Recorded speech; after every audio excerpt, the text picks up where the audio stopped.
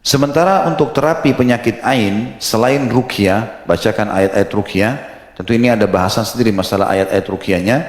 Tapi Nabi SAW pernah disebutkan dalam riwayat Imam Malik dari Muhammad bin Abu Umama bin Sahal dari ayahnya, yakni meriwayatkan hadis ini disebutkan, innal aini haq tawadda' lahu fatawadda' lahu. Sesungguhnya penyakit ain itu benar, berwudulah untuk menghadapinya, lalu ia pun berwudu.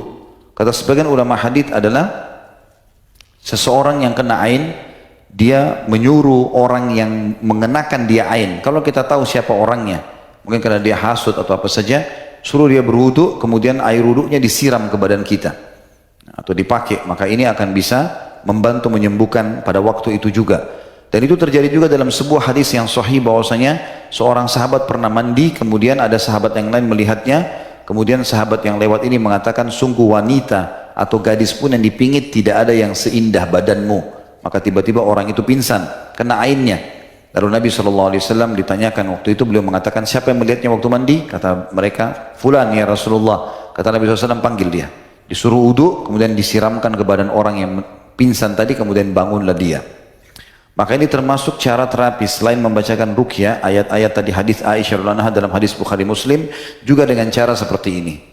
Kalau tidak ditahu siapa orangnya, maka sebagian ulama mengatakan dibolehkan dia untuk berwudu dan air wudunya sendiri yang dia gunakan untuk disiram ke badannya, ya, bekas air wudunya sendiri.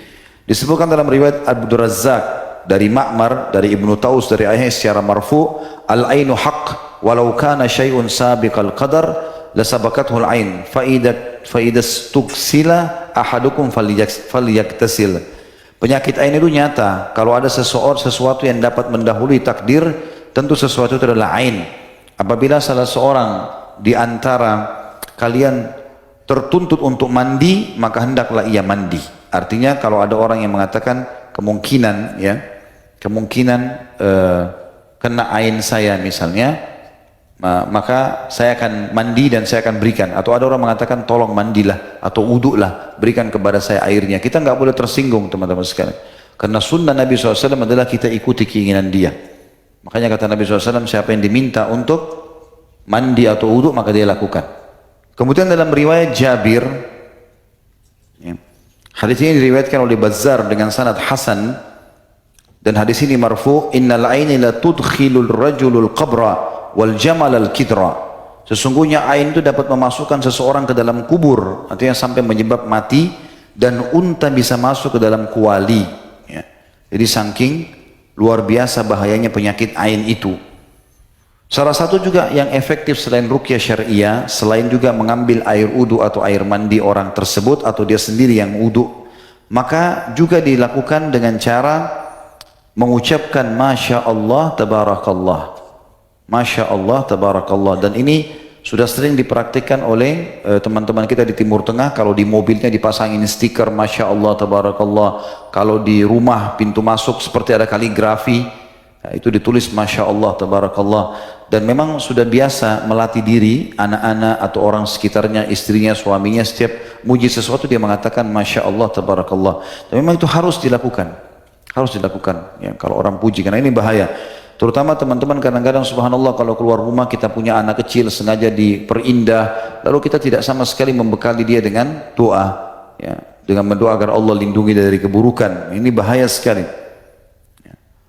Dan disebutkan dalam sebuah riwayat yang lain, riwayat Tirmidzi, dan dinyatakan hasan oleh beliau, bahwasanya Nabi SAW pernah memohon perlindungan dari godaan jin dan dari ain manusia. Dan ini menandakan memang besar sekali pengaruhnya, ya, besar sekali pengaruhnya. Oleh karena itu kita harus hati-hati. Sebagian ulama menambahkan bahwasanya penyebab penyakit ain selain hasud bisa juga karena orang itu selalu saja punya halusinasi, ya, atau membayangkan hal-hal yang tidak ada, membayangkan syaitan, membayangkan apalah gambar-gambar abstrak, ya, yang tidak ada. Mungkin Allahu alam, saya juga khawatir kalau orang banyak menggambarkan kayak kartun-kartun Jepang, ya, banyak menggambarkan apalah, ya, manusia ini, manusia itu, atau robot ini, robot itu, ya mungkin tidak ada. Maka ini juga menjadi penyebab sehingga membuat hatinya lemah dan akhirnya dia menjadi jahil dengan hukum agama, dan itu menjadi penyebab dari masalah munculnya ain tersebut. Ya. Walaupun penyebab utamanya adalah karena dia hasud dan hatinya buruk. Kalau 1-2 kali, kalau dia bertaubat kepada Allah maka bisa hilang. Tapi kalau terus menerus maka ini berbahaya buat dia dan juga buat orang-orang di sekitarnya. Dan sering kali terjadi, ya, ini ain dari orang-orang yang belajar hipnotis, ya. Karena memang sengaja mereka menanamkan itu supaya tatapan matanya membuat orang lain jadi luluh misalnya. Dan ini memang sering kali terjadi dari orang-orang jahat, bahkan dari orang-orang kafir sendiri yang memang hasud kepada kaum muslimin. Allah sebutkan dalam surah Nun ayat 51, ya. A'udzubillahi minasyaitonirrajim wa iyyakadu alladziina kafaru liyuzlikuka bi absarihim lamma sami'u dzikra wa yaquluna innahu lamajnun. Dan hampir-hampir saja orang-orang kafir itu mencelakakan dirimu dengan pandangan mata mereka, gitu kan.